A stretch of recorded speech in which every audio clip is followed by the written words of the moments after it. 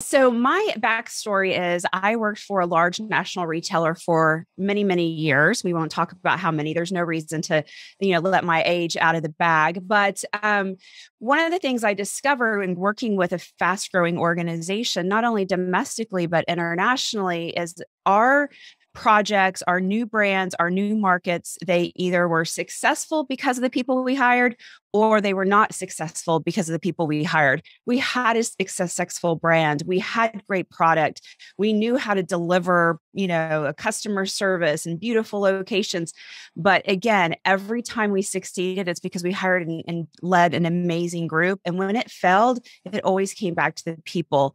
So having that experience made me incredibly passionate about the talent strategy of an organization and helping businesses think about their business strategy so they know, this is where I'm going. But then thinking about how do I take a talent strategy and lay that on top to ensure the business strategy comes to life. And so that passion has led me to what we do today and over the last 5 years as an organization.